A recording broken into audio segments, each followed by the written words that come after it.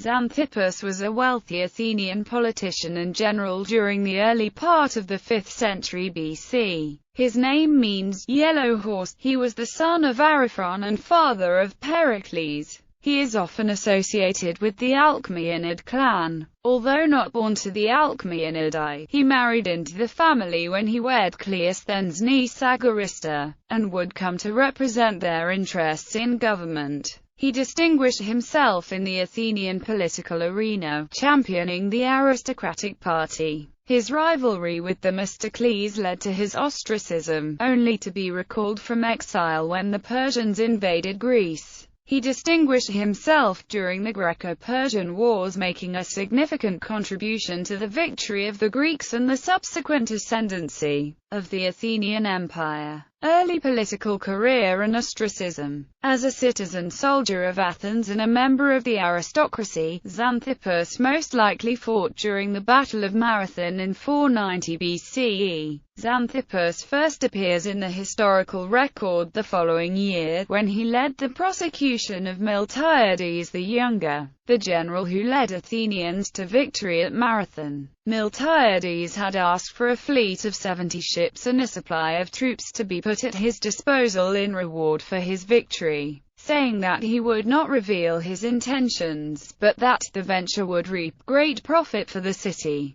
The Athenians granted his wish, but when he met with setbacks and injury during an attack on Paros, he had to return empty-handed and sick. Many Athenians suspected him of deceiving them. The Alcmaeonidae were traditional political rivals of Miltiades' clan, the Pholidae, and they pressed for charges against the hero of Marathon, with Xanthippus making their case and asking for the death penalty. Miltiades was in great pain due to his injury and could not defend himself, but his friends put up enough of a defense to avoid his execution. Instead, he was fined a sum too large to pay and thrown in prison as a debtor. He died there of his wounds. Athenians would come to regret their treatment of their war hero. But immediately following the trial, Xanthippus became the preeminent politician of the day, if only briefly. Xanthippus' leadership was short-lived due to the rise of Themistocles, who was a populist set against the aristocracy that Xanthippus represented. Xanthippus teamed up with his fellow aristocrat Aristides to counter the ambitions of Themistocles, but Themistocles outmaneuvered them with a series of ostracisms that were basic referendums concerning the direction of the Athenian government. The lower classes had begun to flex their political muscle with Themistocles, and the results of the ostracisms reflected their newfound power. There were 5 prominent ostracisms of aristocrats during the political clashes of the 480s BCE, and both Xanthippus and Aristides were among the victims. Xanthippus was ostracized in 484 BCE. Return to Athens. Normally, an ostracism led to a 10-year exile, but when the Persians returned to attack Greece in 480 BCE, Themistocles in Athens recalled both Xanthippus and Aristides to aid in the defense of the city. The rival politicians settled their differences and prepared for war. The city of Athens had to be abandoned to protect its citizens, and Plutarch relates a folk tale about Xanthippus, a dog who had been left behind by his master when the Athenians embarked for the safety of the island of Salamis. The dog was so loyal that it jumped into the sea and swam after Xanthippus a boat, managing to swim across to the isle, before dying of exhaustion. In Plutarch's day there was still a place on Salamis called the Dog's Grave, although not mentioned directly. It would seem that Xanthippus at least witnessed, if not fought in, the Battle of Salamis in 480 BCE, which saved the Athenians and began to force back the Persian invaders. Xanthippus was elected to the position of eponymous archon the following year, showing the esteem in which he was then held. At that time a large force of Persian infantry still remained in Greece and Athens was still under threat. He also succeeded Themistocles as commander of the Athenian fleet that year, while Aristides was given command of the land forces.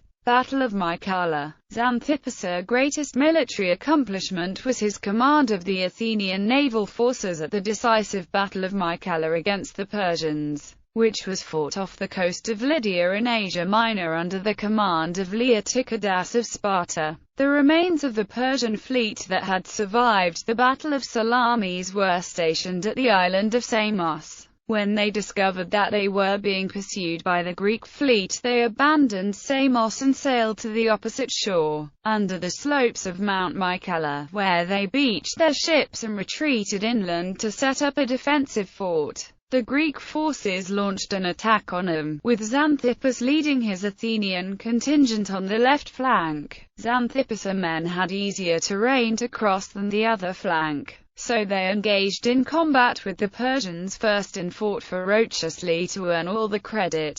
They broke through the line and sent the Persian troops running to their fort for safety. But the Athenians were able to breach the wall, and when the other flank joined them, they set to slaughtering the enemy. After the rout, the Greeks, led by Xanthippus and Leotychidas, went back to the beach and set fire to the Persian ships, effectively destroying the Persian fleet. Herodotus claims this battle occurred on the same day as the Battle of Plataea, where Aristides led the Athenian contingent under the command of the Spartan Pausanias, and defeated the Persian land forces. With these two decisive battles, the war was won and Athens was now safe. Siege of Cestus. After the Battle of Mycale, the Spartans suggested that the defense of the Ionian colonies of Asia Minor should be abandoned, since it would be difficult to protect them from the nearby Persians. Xanthippus, however, refused to consider the proposal. Athens was the mother city of many of the Ionian colonies, and she felt a deep kinship with them that demanded their common defense. So the Greek fleet sailed to the Hellespont to destroy the Persian pontoon bridge there, but when they discovered it had already been destroyed, the Spartans withdrew and headed home, while Xanthippus led the remaining force on an assault upon Cestus in the Thracian Chersonese, which had been captured by the Persians and left under the charge of a Persian governor, Artactus. Cestus controlled the European side of the Hellespont and all the shipping trade that passed. Since Athens was very dependent upon imported grain, this made trade with the Black Sea of strategic importance, and Xanthippus was determined to bring these shipping lanes back under Athenian protection. After a winter siege, Artactus and his son attempted to escape, but they were captured. Artactus offered 200 talents to Xanthippus to spare his life, a huge sum, but Xanthippus refused.